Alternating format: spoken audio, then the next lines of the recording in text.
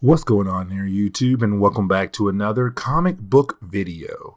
Alright, so we are going to continue our coverage over the Evolutionary War.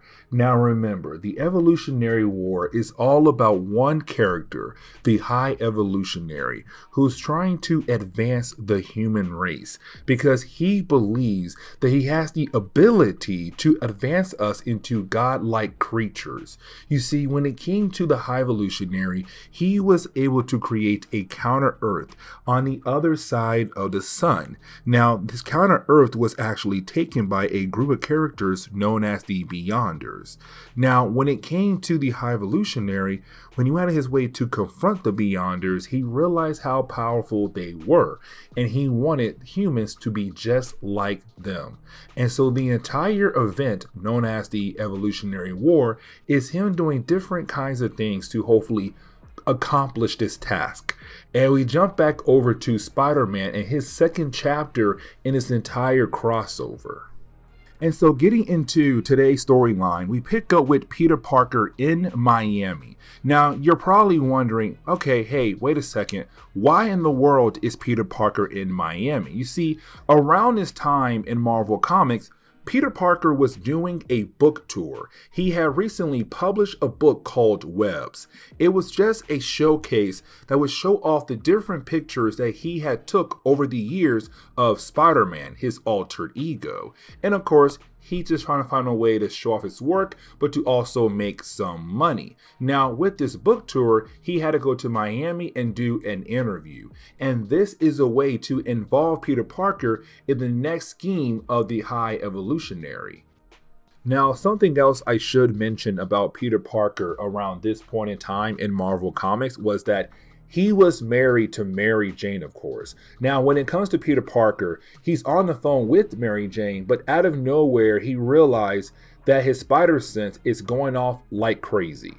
But then he hears a knock on the door. Now, when he answers the door, he sees the cleaning lady for the hotel. Now, her name is Cecilia, but he's kind of wondering why in the world would this random lady be able to set off his spider sense. Now, when it comes to this lady, she does tell Peter Parker her entire life story, which I'm going to save for later parts of this video.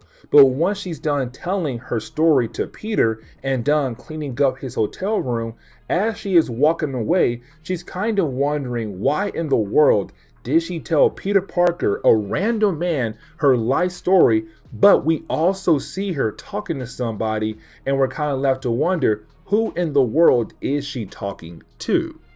But then we pick up with the Eliminators. Now, the Eliminators are one of the three groups that work for the High Evolutionary, the Purifiers, the Eliminators, and also the Gatherers. Now, you would think, okay, their names are the Eliminators, which means they're about to eliminate somebody. No. Instead, what they are going to do is use a device that was given to them by the High Evolutionary, which does rip a hole in reality to the nexus point to all realities across Marvel's multiverse.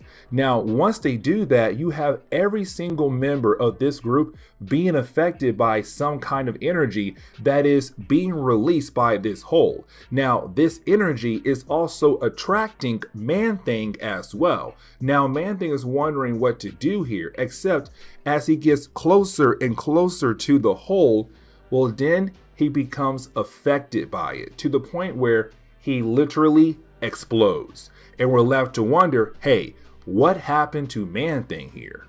But then we pick up with the Kingpin, and we see the Kingpin on the phone with another character known as Slug. Now, Slug first appeared in Captain America number 324.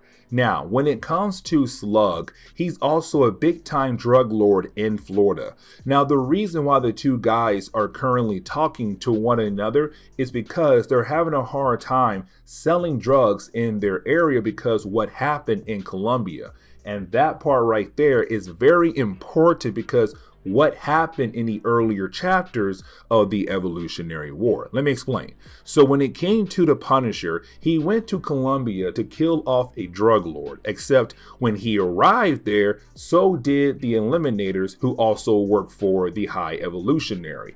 Either way, at the end of that chapter, the drug lord died, and that is a huge problem because he was responsible for all the drugs being sold in the Kingpin's area and also Slug's area as well. The entire process got messed up. And so currently the two guys trying to figure out what exactly happened when it came to drugs being sold in their areas.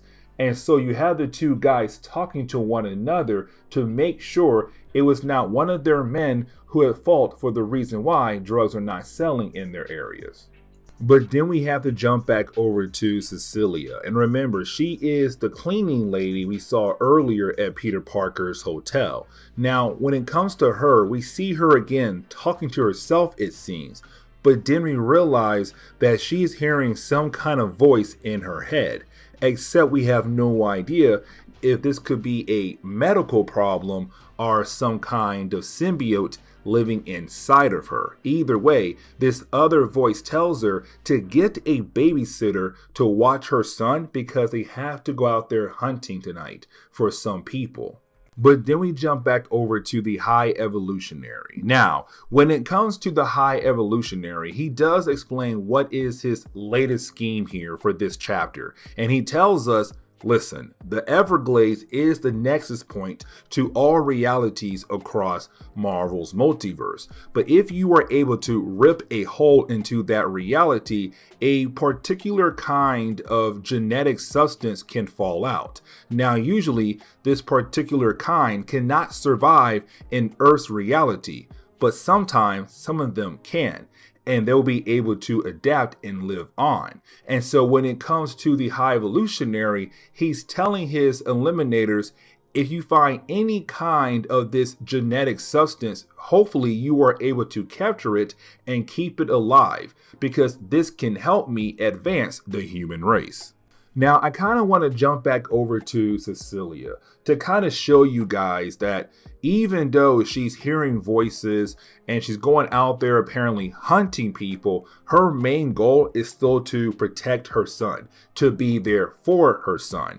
And so when we jump back over to her, we see her coming home and telling her son that she has to go out tonight to do some more things to kind of help take care of her, but also take care of him. And it seems like he understands, but at the same time wishes that his mom would just stay home to be with him. But we also see that she's still hearing voices from some other person. But then we jump over to Peter Parker. Now, this is Peter Parker saying, you know what? I'm having a hard time getting some sleep. Why not go ahead and try to get a bite to eat and then come back here and try to get some sleep? Except on his way over to a nearby diner, he is confronted by a guy who's a drug dealer known as Santo. Now, Peter tells Santo, hey, I don't want any drugs, out of my way. All I want is a burger. Except when Peter walks into the diner and then turns around, he realizes that Santo is being attacked by a group of guys who work for Slug, because Slug believes that Santo could be responsible for why the Colombian drugs had not reached America recently. Because how in the world is Santo able to continue to sell drugs in the area? But either way, you do have Peter Parker jump in as Spider-Man to save Santo's life and then take him to a nearby rooftop so that they're able to have a one-on-one conversation. Now we jump over to Cecilia, and when we do, we see her getting out of the shower, and you see her still talking to the voice in her head, but apparently how the two characters come together as one to agree on the idea that she has a code name for herself, and that code name is Poison. And we still have no idea what exactly is going on with this character.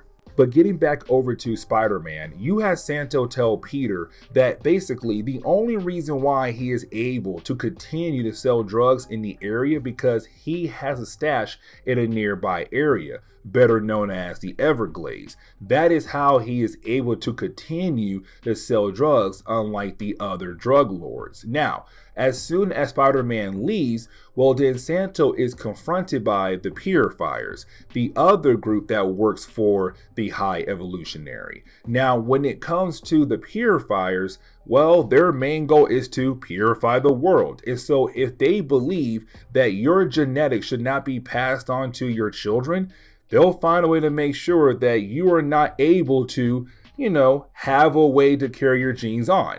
And so they purify him and they just leave.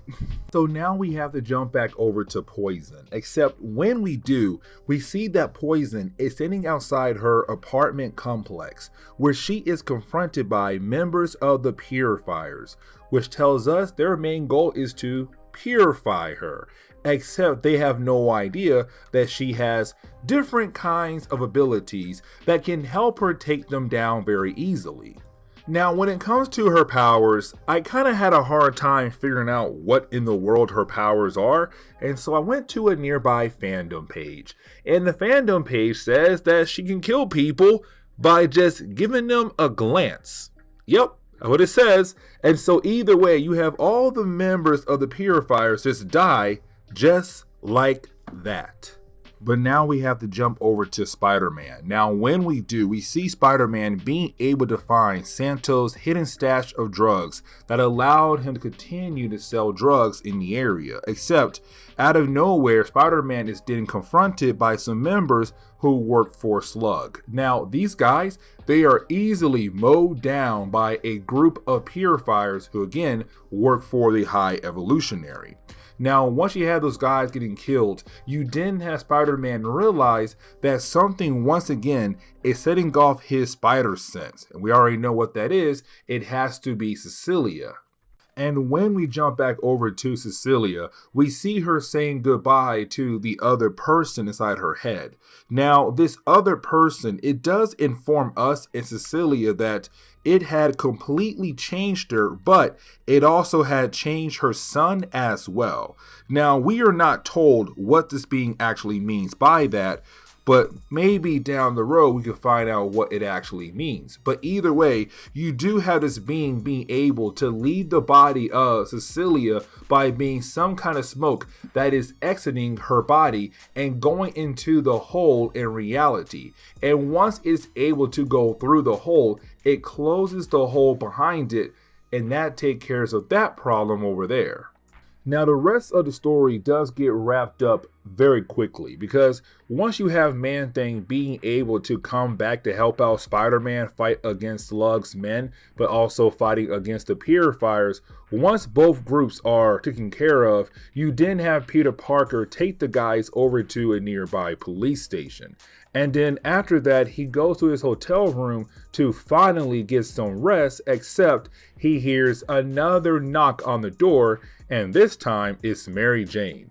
And the chapter ends on that note, and we're left to wonder where this could possibly go to, or if it ever does. But either way, this is where we are going to end today's comic book video. So please leave me a like down below and subscribe. But guys, see y'all next time. Later.